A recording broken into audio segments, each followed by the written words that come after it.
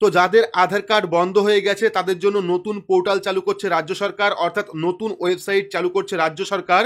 যদি আপনার বাড়িতে আধার ডিঅ্যাক্টিভেশন লেটার আসে সেক্ষেত্রে কিন্তু আপনাদের এই নতুন পোর্টাল বা নতুন ওয়েবসাইটের মাধ্যমে আবেদন করতে হবে। তো এখানে আপনারা দেখতে পাচ্ছেন মমতা বন্দ্যোপাধ্যায়ের সতর্কতা, আগামীকাল থেকে সরকার অনলাইন পোর্টাল খুলবে।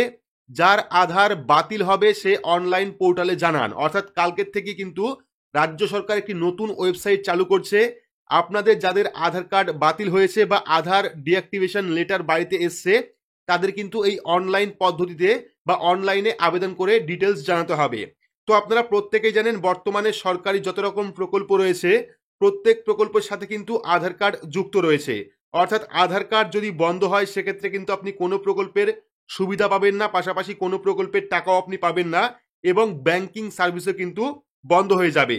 আধার কার্ড বন্ধ এবং প্রকল্পের টাকা না পাওয়া নিয়ে মুখ্যমন্ত্রী আজকে সবাইকে জানিয়েছেন, ডিটেলস আপনারা ভিডিওর মাধ্যমে দেখতে পারবেন। তো ভিডিওটি শুরু থেকে শেষ পর্যন্ত অবশ্যই দেখবেন।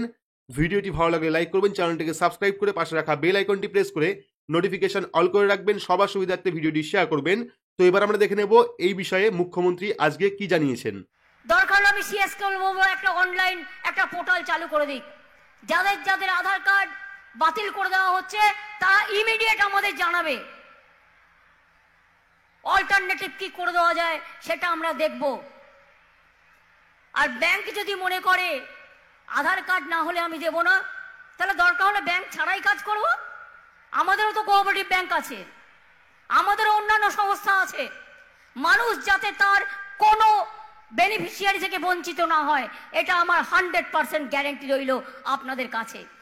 আর আমি ভোটার লিস্টে ভোটার কাজের সাথে যারা যুক্ত আছে কোনো সাধারণ মানুষের নাম যাতে বাদ না পড়ে আপনাদের লক্ষ্য রাখতে অনুরোধ করব।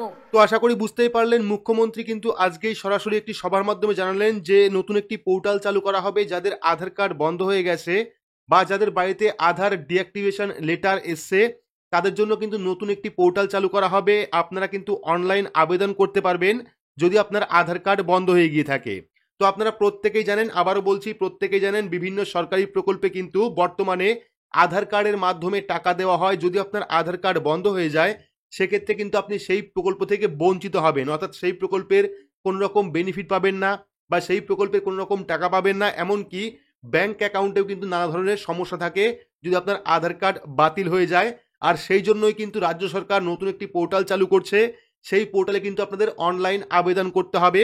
তো পোর্টালটা চালু হলেই কিন্তু আপনারা ভিডিওর মাধ্যমে জানতে পারবেন যে পোর্টালে কিভাবে আবেদন করতে হবে, কি কি ডকুমেন্ট লাগবে, কি কি আপনাকে আপলোড করতে হবে, ডিটেলস ভিডিও কিন্তু আমরা পোর্টাল চালু হলে অবশ্যই আমাদের চ্যানেল থেকে আপনারা পাবেন। তার জন্য অবশ্যই চ্যানেলটিকে সাবস্ক্রাইব করে রাখবেন এবং পাশে রাখা বেল আইকনটি প্রেস করে নোটিফিকেশন অল করে রাখবেন এইরকম নতুন নতুন গুরুত্বপূর্ণ আপডেট সবার আগে পেতে।